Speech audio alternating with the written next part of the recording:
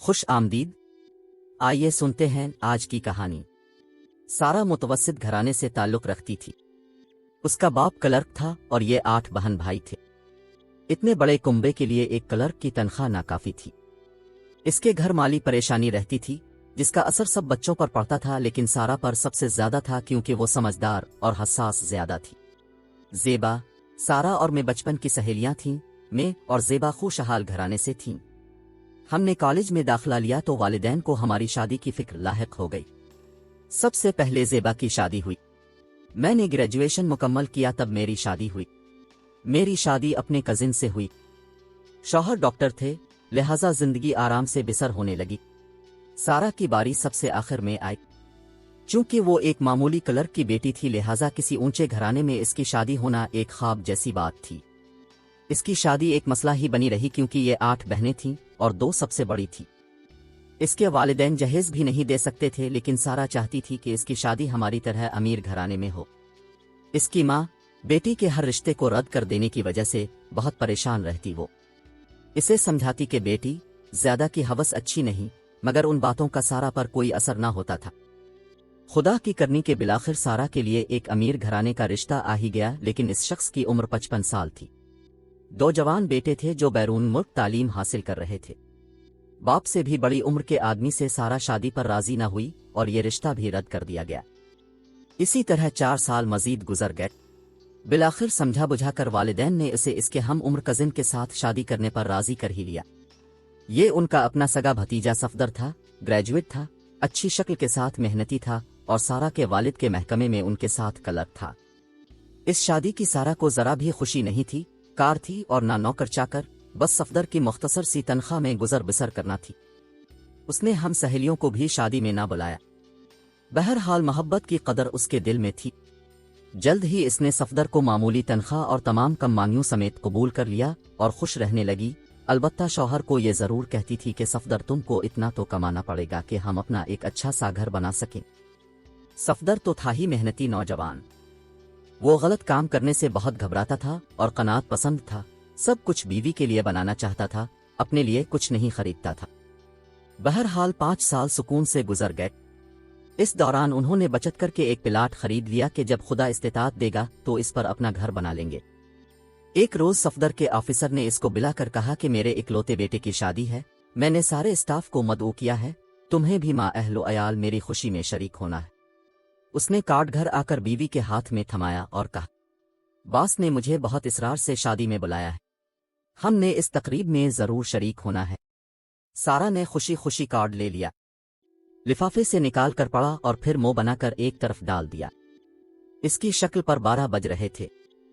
बीवी की रोनी सूरत देखकर इसने पूछा, क्या बात है, तुम कार्ड देखकर खुश नहीं हो? जब मेरे पास अच्छा लिबास और महफिल के मुताबिक पहनने के लिए जेवरात ही नहीं, तो मैं ऐसी शानदार तकरीब में कैसे शिरकत कर सकती हूं? सफदर के दिल को चोट पहुंची। बोला, तुम्हारे पास इतने अच्छे अच्छे जोड़े हैं, तुम उनको पहनकर बेहद खूबसूरत लगती हो। अभी पिछले दिनों ही तुमने जो जोड़ा बनवाया था, इसी को पहन लो। वो बहुत अच्छा और कीमती जोड़ा है, ताई ने गिलगित से ला कर दिया था तुमको। रहने दो अपनी ताई का तोहफा, ऐसे कपड़े लोगों के आम लिबास होते हैं जिसको तुम कीमती कह रहे हो। तुमने मेरी सहेली ज़ेबा का वार्डरोब नहीं देखा, आंखें फटी की फटी रह जाती है। ये मुझे नीचा दिखाने का कौन सा वक्त है? इसका शौहर करोड़पति है और मैं एक क्लर्क हूं, मेरा इसका क्या मुकाबला? तो कार्ड भी अपने जैसे लोगों की शादी के कबूल किया करो। बड़े लोगों के दावतनामे क्यों ले आते हो? जो ताई वाला जोड़ा तुम पहनने को कह रहे हो, मेरे पास इसकी मैचिंग का जेवर नहीं है। सफदर, तुम समझते क्यों नहीं? कुछ देर तो सफदर सोचता रहा कि क्या करे। शादी में जाना भी लाजिम था। बास ने फोन करके कहा था कि अपनी फैमिली को भी जरूर लाना, लिहाजा अब बास की खुशी में शरीक ना होना बुरी बात थी। इत्तेफाक के इसी वक्त ज़ेबा का फोन आ गया और सारा इससे बातें करने लगी। बातों बातों में उसने शौहर के बास के घर शादी में जाने का मसला भी बता दिया। तभी ज़ेबा ने कहा कि मेरे घर आ जाओ और जो जोड़ा पसंद आए ले जाओ। थोड़ी देर ही की तो बात होती है शादी में कपड़े जेवर पहनने की, भला ये भी कोई मसला है? ज़ेबा की बात सफदर ने सुनी। उसने कहा, ज़ेबा से तुम्हारी बचपन की दोस्ती है। तुम उसके पास चली जाओ और अपनी पसंद का एक जोड़ा और जेवर मांग लो। क्या तुम इससे नहीं मांग सकते? बेशक मांग सकती हूँ, और वो तो खुद देने को कह रही है। अगरचे मैंने आज तक इससे कुछ नहीं मांगा, लेकिन आज मांग लेती हूँ क्योंकि ये तुम्हारे बास के घर की शादी है और बकौल तुम्हारे इसने इसरार करके अपनी खुशी में बुलाया तो जाना ही होगा। इसी वक्त सारा अपने शौहर के साथ मोटरसाइकिल पर बैठकर ज़ेबा के घर चली गई। ज़ेबा उसे अपने वार्डरोब के पास ले गई और लिबास दिखाने लगी। कहने लगी, ये सब नए फैशन के हैं, उन्हीं दिनों सिलवाए हैं, जो तुमको पसंद आए ले लो। सारा ने एक जोड़ा निकाल लिया, शोख रंग नफीस कपड़े का, जिस पर निहायत खूबसूरत काम बना हुआ था। ज़ेबा ने इसके साथ का पर्स और सैंडल भी निकाल कर दिए, फिर सैफ खोलकर सोने के कई जेवरात निकाल कर सारा के सामने रख दिए। बोली, मैच कर लो और पसंद कर लो, इसमें से कौन सा जेवर इस जोड़े के साथ पहनोगी। फिर इसने खुद ही एक जेवर मुंतखब करके उसे दिया। कहने लगी, ये वाला ठीक रहेगा। सारा कमरा जेवरात की चमक से रोशन हो गया। ऐसा जेवर सारा ने कभी नहीं देखा था। वो दंग रह गई। क्या ये जेवर ले जाऊं? उसने झिझकते हुए पूछा। हाँ माँ, ले जाओ, जरा एहतियात से, ये काफी कीमती है। ये कहकर ज़ेबा ने सारी चीजें पैक करके एक छोटे से बरीफ केस में रखकर सारा के हवाले कर दी। बस फिर सारा की खुशी का क्या ठिकाना था, जैसे एक जहान की खुशी उसे मिल गई हो। उसने ये भी ना सोचा कि लोग क्या सोचेंगे, एक मामूली क्लर्क की बीवी के पास इतना कीमती लिबास और बेशकीमत जेवरात कहाँ से आए। अगले दिन रात को तैयार होकर वो शादी में पहुंची। वो वाकई इतना खूबसूरत लिबास और जेवरात पहने हुए थी कि बड़े बड़े अमीर घरानों की बेगमात की नजरें इस पर ठहर जाती थीं। तकरीब के इख्तिताम पर तकरीबन रात के 2 बजे वो घर को रवाना हुए।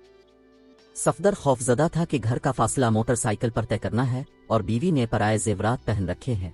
आधी रात का वक्त है, खुदा खैरियत से घर तक पहुंचा दे। तमाम रास्ता उसने दुआ करते हुए तय किया। बहरहाल वो खैरियत से घर पहुंच गए। उस वक्त रात के 3 बज चुके थे, मगर खैरियत कहाँ। घर पहुंचकर सारा ने आईने के सामने वो चादर उतारी जो तमाम रास्ता लपेटे हुए आई थी। जो ही उसने चादर को कांधों से हटाया, एक चीख मारी। हार उसकी गर्दन में नहीं था, वो न जाने कहाँ गिर गया था। शादी हाल में रास्ते में उसने खौफ और मायूसी के मिले जले तासुरात के साथ शौहर की तरफ मुड़ कर देखा और बोली, मेरे से हार किसी जगह गिर गया है, अब मैं ज़ेबा को क्या जवाब दूंगी। वो आंसू बहा रही थी और शौहर भी सर पकड़े बैठा था। अगले रोज उन्होंने जेवरात का डिब्बा लिया और इसी जौहरी के पास गए जिसका पता डब्बे की पुश्त पर लिखा हुआ था। उन्होंने डब्बे में रखे झुमके और अंगूठी दिखाकर कहा कि ऐसा ही जेवर चाहिए। वो दरअसल उसकी कीमत मालूम करना चाहते थे। जौहरी ने जो कीमत बताई वो इतनी ज्यादा थी कि वो खुद को फरोख्त करके भी ये कीमत अदा नहीं कर सकते थे। इस जेवर में असल नगीने जुड़े हुए थे। वो वापस आ गए। इसी वक्त सफदर एक प्रॉपर्टी डीलर के पास गया और फौरन ही अपने प्लाट का सौदा करना चाहा। डीलर बोला, अभी के अभी प्लाट बेचोगे तो असल कीमत से कम पैसे मिलेंगे। आपके प्लाट की कीमत बढ़ चुकी है, सब्र करके बेचो तो ज्यादा कीमत मिलेगी। ये सुनकर सारा अपने वालिद के पास गई और उनको तमाम अहवाल से आगाह किया। उन्होंने भी रिटायरमेंट के बाद जो रकम मिली थी उसके पैसों से एक प्लाट लेकर डाल दिया था। कहने लगे, मेरा एक दोस्त प्रॉपर्टी डीलर है, इससे बात करता हूं। 2-4 दिन में अपना और तुम्हारा प्लाट बेहतर दामों बिकवा देता हूं। रकम तुम इस खातून को दे दो क्योंकि इसने दोस्ती पर एतबार किया। इज्जत और दोस्ती से बड़ी कोई चीज नहीं। इतनी जल्दी प्लाट ना बिक पाए, लेकिन सारा के ताया जो खासे पैसे वाले थे, जब भाई की मुश्किल का उनको इल्म हुआ, उन्होंने हार की कीमत की रकम उनको देकर कहा, ये उधार समझकर ले लो और जब तक अदा न करोगे प्लाट मेरा रहेगा। जब कर्जा अदा कर दोगे तो अपने प्लाट के हकदार हो जाओगे। ये समझो सारा कि मैंने तुम्हारा और तुम्हारे वालिद का प्लाट अपने पास गिरवी रख लिए है। सारा की तो जान पर बनी थी। उसने ताया से रकम पकड़ी और जौहरी के पास जाकर दोनों मियाँ बीवी हार खरीद लाए। अंगूठी और झुमके तो मौजूद थे। इस दौरान ज़ेबा मैके चली गई थी। जब वो हफ्ते बाद घर लौटी तो सारा ने फोन करके कहा, क्या मैं अब तुम्हारी अमानत देने आ जाऊं? वो बोली, हाँ आ जाओ, अम्मा की तबीयत ठीक न थी इसीलिए मैं मैके चली गई थी। तुमने फोन किया तो होगा, मैं उठा ना पाई, घर पर जो नहीं थी। ये सुनकर सारा की जान में जान आई कि उधर से भी इज्जत रह गई थी। सफदर बेचारा बहुत खौफजदा था। वो उन तकालीफ के बारे में परेशान था जो बीवी की वजह से अब जिंदगी में पेश आने वाली थी। अच्छी भली पर सुकून जिंदगी सारा की झूठी नमूदो नुमाइश की ख्वाहिश की भींत चढ़ गई। अब घर में वो पहले जैसा सुकून और मोहब्बत भी ना रही। इसके बाद की जिंदगी में दुख ही दुख भर गए थे। बदकिस्मती से इसका मुस्तकबिल कांटों भरा हो गया। पहले जो सफदर की तनख्वाह थी वो खुद पर खर्च करते थे, अब कर्जा अदा करना था, और कर्जा तो फिर कर्जा होता है। अब सारा को एहसास हुआ कि इसने अपने खावंद को किस तरह मुसीबतों के पहाड़ तले दबा दिया है।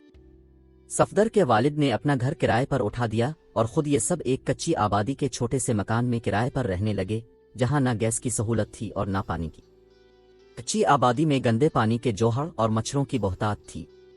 तमाम रात सभी सुकून की नींद को तरसते थे, लेकिन कर्ज की लानत से निजात पाने के लिए ये सब तो सहना था। अब सारा रोज टोकरी उठाकर सब्जी और कसाब की दुकान पर जाती और एक पाई के लिए झक झक करती। शौहर रात गए तक काम करता और बाप बच्चों के स्कूल के सामने खोखा लगाकर बिस्कुट टाफियां बेचने लगा। बहरहाल उन्होंने बहादुरी से हालात का मुकाबला किया और जिंदगी में सख्त कामों के साथ जीना सीख लिया। वो 7 साल तक गुर्बत के गुलाम बने रहे। बिलाखिर उन्होंने तायाजी का कर्ज उतार दिया। इस वक्त तक प्लाटों की कीमत भी दुगनी चौगनी हो गई और ये उन पर मकान तामीर करने लायक हो गए। भला होता अजीका के प्लाट अपने पास गिरवी रखकर उनको इस वक्त कौड़ियों के मोल बकने से उन्होंने बचा लिया था। इसीलिए तो कहते हैं कि बुरे वक्त में अपने ही काम आते हैं। लेकिन यह भी सच है कि नमूदो नुमाइश में मुब्तला औरतें न सिर्फ अपनी जिंदगी की खुशियां दा पर लगाती हैं, बल्कि शोहरों के लिए भी नित नई परेशानियां पैदा कर देती हैं। नाजरीन, हमारे चैनल को सब्सक्राइब जरूर करें। अगली वीडियो तक के लिए खुदा हाफिज।